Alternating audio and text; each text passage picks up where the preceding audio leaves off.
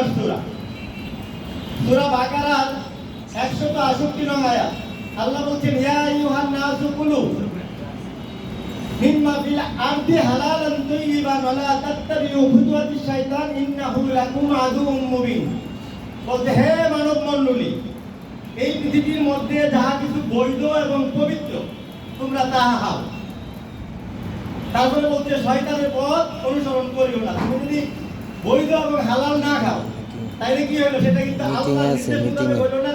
এখন যে কাজটা করো সেটা কিন্তু শয়তানের অনুসরণ করো।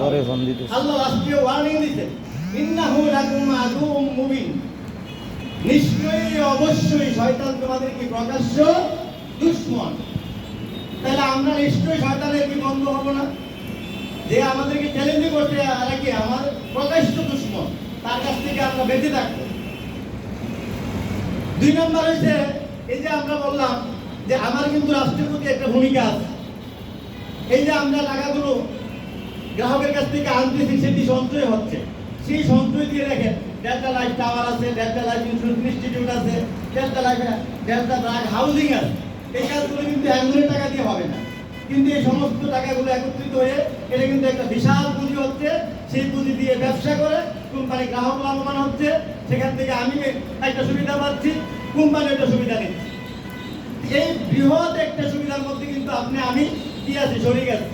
এই যে পদ্মা ব্রিজের 1 টাকা হলো আমার আছে, এটা আমার গর্ব না যে আমি ওই যে বললাম 3,46,000 টাকা, সেখান থেকে এট এ টাইম আমার কাছ থেকে 18,000 টাকা ট্যাক্স নিয়ে নিচ্ছে। কিন্তু আপনি দেখেন আমাদের সমাজে কয়জন 18,000 টাকা ট্যাক্স দিতে। এই যে সরকার গঠনে আর রাষ্ট্র গঠনে আমার একটা বিশাল ভূমিকা আছে। তারপরে আমাদের এমন অনেক ভাই আছে, তাদেরকে যদি সুদের কথা বলেন তাদের কলিজা কেঁপে ওঠে, এবং কলিজা কেঁপে ওঠারই কথা। কারণ আল্লাহ সুবহানাহু ওয়া তাআলা পবিত্র কোরআন মাজিদের 2 নম্বর সূরা, সূরা বাকারার 275 নং আয়াতে বলেন ওয়া হাল্লাল্লাহুল বায়া ওয়া হাররামার রিবা, আমি ব্যবসাকে হালাল করছি, সুদকে হারাম করছি। আমরা যে কাজটা করতেছি এটা ব্যবসা না? তো এই ব্যবসাটা তো কি হালাল?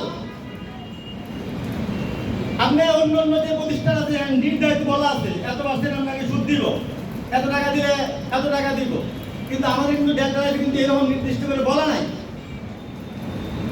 আবার আল্লাহ সুবহানাহু ওয়া তাআলা পবিত্র কোরআন মাজিদের 3 নম্বর সূরা, সূরা আলে ইমরানের 130 নম্বর আয়াত। এবার আল্লাহ সুবহানাহু ওয়া তাআলা বলেন ইয়া আইয়ুহাল্লাযীনা আমানু লা তাকুলুর রিবা আদআফাম মুদাফা ওয়াত্তাকুল্লাহা লাআল্লাকুম তুফলিহুন। আল্লাহ বলতেন হে ঈমানের দাবিদারগণ, যারা বলো যে আমি একজন ঈমানদার, তোমরা চক্রবৃদ্ধি হারে সুদ খেও না, আল্লাহ সুবহানাহু ওয়া তাআলাকে ভয় করো, আশা করো যে তোমরা সফল কাম হবে। তাহলে আপনি তাদেরকে দাওয়াত দিচ্ছেন, বিশাল একটা জনগোষ্ঠীকে দাওয়াত দিচ্ছেন, এবং তাদেরকে বলতে পারতেছেন ভাই আপনি যে ধনাত্ম ব্যাংকে টাকা রাখেন সেটা তো সরাসরি সুদ দেয়। তাহলে আপনি আল্লাহর নির্দেশ একটা ফরজ বিধান, সেটা কিন্তু আপনি লঙ্ঘন করছেন। এখানে করলে কি হবে, আপনি সেই ফরজ বিধানটা কিন্তু লঙ্ঘন হবে না। কারণ কি? কারণ আপনি আমি সবাই কিন্তু মারা যাব, এমন কেউ নাই যে আমরা মারা যাব না। আল্লাহ সুবহানাহু ওয়া তাআলা পবিত্র কোরআন মাজিদের 29 নম্বর সূরা, সূরা আনকাবুতের 57 নম্বর আয়াত, এবং 3 নম্বর সূরা, সূরা আলে ইমরানের 185 নম্বর আয়াত। আল্লাহ সুবহানাহু ওয়া তাআলা বলেন কুল্লু নাফসিন যায়িকাতুল মাউত, প্রত্যেক প্রাণীকে মৃত্যু স্বাদ গ্রহণ করতে হবে।